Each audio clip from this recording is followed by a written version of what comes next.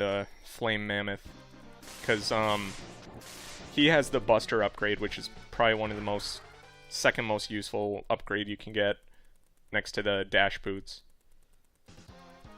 And once we come here, once we beat Chill Penguin, his stage is actually frozen over, so normally all this stuff is lava. But I love that depending on the order you take, it changes the other stages. Like, that's just a really cool idea. By the way, do you see these heads? It took me this was another thing, kind of like I had like a Chris Pratt moment, where these red heads coming down, those are actually the heads of enemies that we'll see later in Launch Octopus's stage. Like, it's crazy. There's so much, like, kind of hidden detail. You would think, like, you know, with Super Nintendo, it won't really matter, like, how much detail they put into it. That's a really hard jump, by the way. I'm happy I made it so quickly. This capsule contains a pot, which will increase the capabilities of your X-Buster. You can use it to fire all types of weapons. This was one of the coolest things about this game when I got it. I was like, all of a sudden, you jump into this capsule thing, and you have like twice as many weapons to use. It's awesome. So you can charge up everything, and that's just as good as it sounds.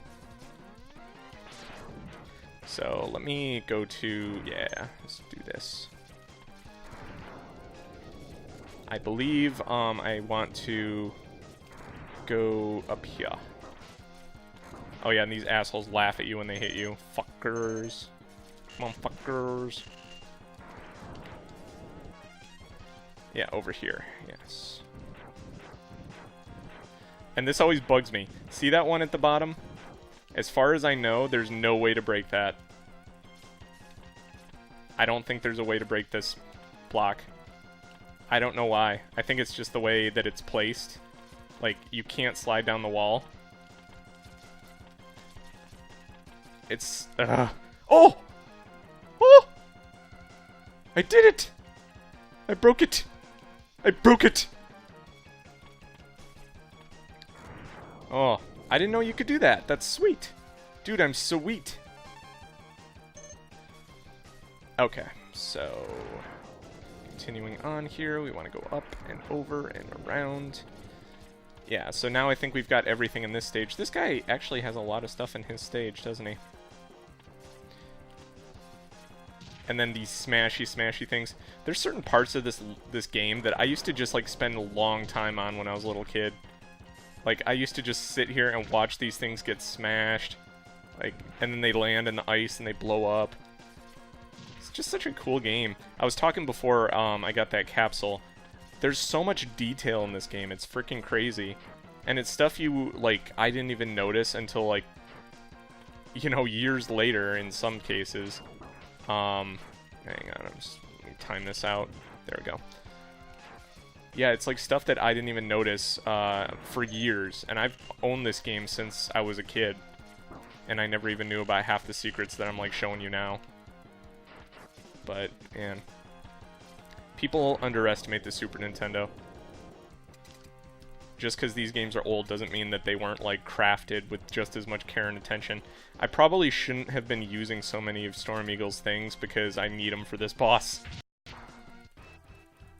This is a cool intro, too. I like it. You just kind of drift over to him.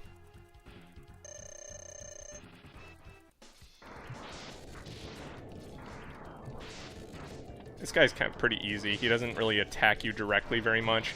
He'll show little, like, fireballs at you, but...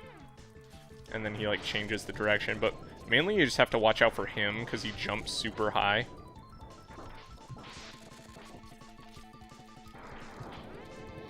And he just kind of stands there. He barely moves.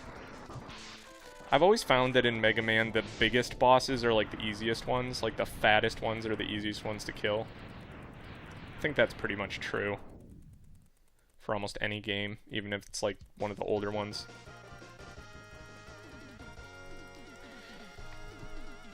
And yeah, we're cruising through this game. So we got now. This is another really good weapon that I like to use a lot. Flame Wave, or Fire Wave. It's basically just like a fire dick. And you go stick the fire dick into the enemies.